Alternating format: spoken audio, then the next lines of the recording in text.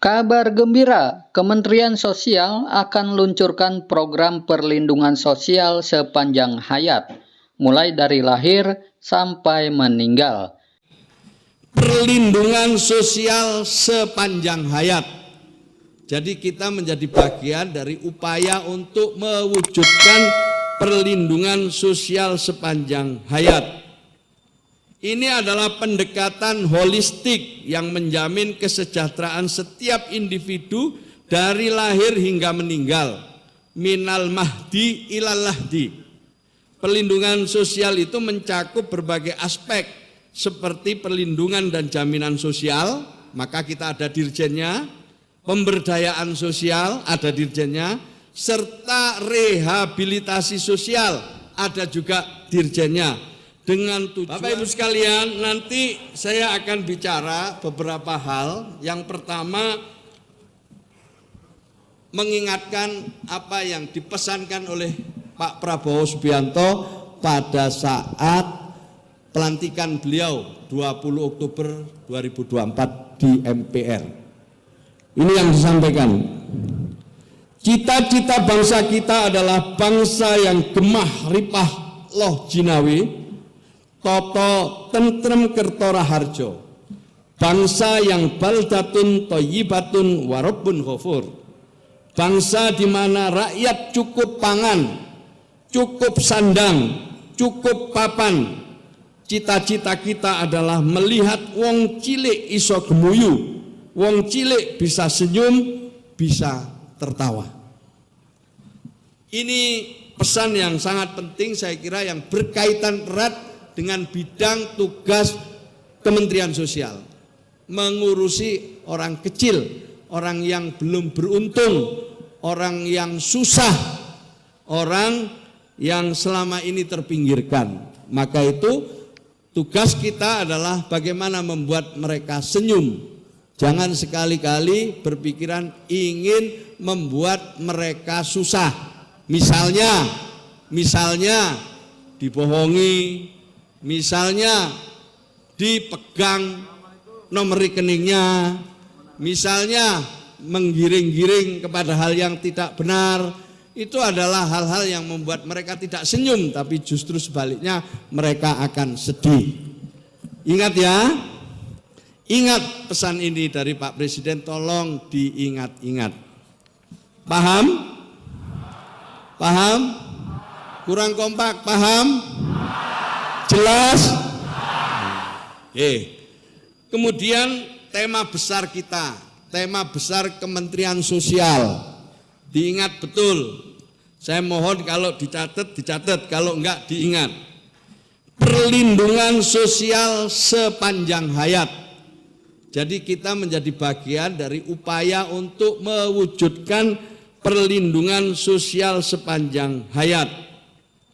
Ini adalah pendekatan holistik yang menjamin kesejahteraan setiap individu dari lahir hingga meninggal.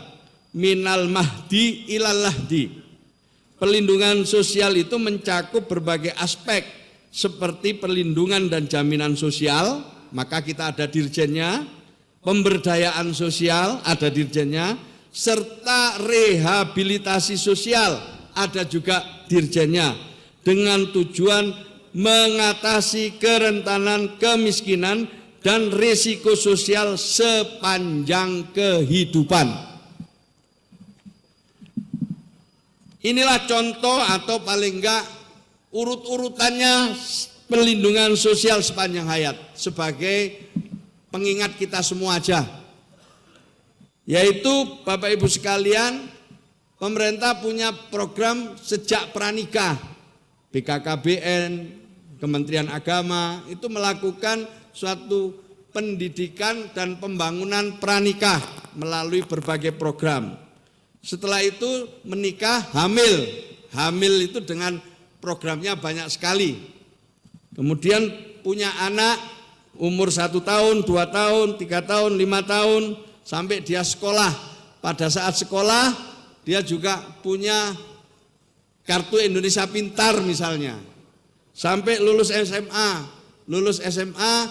kalau dulu itu ada yang bisa kuliah lewat bidik misi. Kalau nggak mau kuliah, jalur kanan ada kartu prakerja. Nah, setelah mereka bekerja otomatis sudah mandiri. Pada saat pensiun ada BPJS Ketenagakerjaan. Setelah itu jadi lansia, ada program lansia tangguh. Khusus yang difabel, ya, juga ada program-program lewat rehabilitasi sosial. Jadi itulah program perlindungan sepanjang hayat, di mana orang itu mulai sebelum lahir sampai wafat sudah mendapatkan jaminan sosial. Di antaranya jaminan sosial itu ya macam-macam program.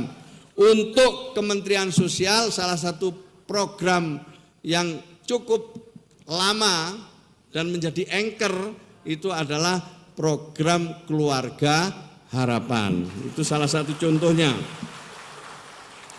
Nah, Bapak Ibu sekalian, saya langsung ke slide 12 pas. Nah, ini 12 pas. Ingat-ingat ya, apa? Kalau saya sebut Kementerian Sosial, jawabnya 12 pas. Siap? Siap. Kementerian Sosial? Kementerian Sosial? Wah, aduh, tanda-tanda belum makan semua ini. 12 pas. Di dalam Permensos itu Pak Maliki ada 26 sasaran kita itu. Tetapi setelah kita kelompokkan lagi, ya ternyata bisa kita rumuskan menjadi 12 pas. Apa itu 12 pas? Pas itu adalah pemerlu atensi sosial. 12 pas. Kementerian Sosial. Yang pertama 12 pas itu adalah anak-anak rentan. Mulai dari balita terlantar, anak berhadapan dengan hukum, anak difabel, anak korban tindak kekerasan, anak jalanan, anak yang memerlukan perlindungan khusus. Jelas? Jelas? Kementerian Sosial. Terus kemudian yang berikutnya difabel, mereka yang menyandang disabilitas. Lansia terlantar, mereka yang lanjut usia yang terlantar. Keempat, mereka yang berpendapatan rendah, gelandangan, pengemis, pemulung. Kelima, korban bencana, mereka yang menjadi korban bencana alam, non alam, dan juga bencana sosial. Makanya tadi ada apa tadi? Pelopor perdamaian tadi, pendamping pelopor perdamaian. Ya mudah-mudahan pendampingnya sudah damai dulu, paling enggak damai dengan dirinya dulu ya. Ya, nomor 6, afirmasi khusus, yaitu komunitas adat terpencil, mereka yang 3T, terluar, terdepan, tertinggal, dan juga yang terpencil. Yang ketujuh, warga binaan, mereka yang bekas warga binaan, lembaga pemasarakatan, baik napi maupun napiter.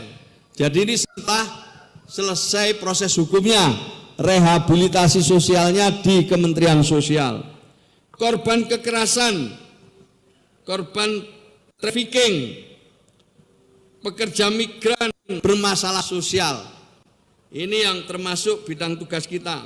Kemudian korban nafsa dan HIV/AIDS, mereka yang bermasalah secara sosial seperti kelompok minoritas, keluarga bermasalah sosial psikologis, termasuk di dalamnya ODGJ atau orang yang bermasalah secara psikologis.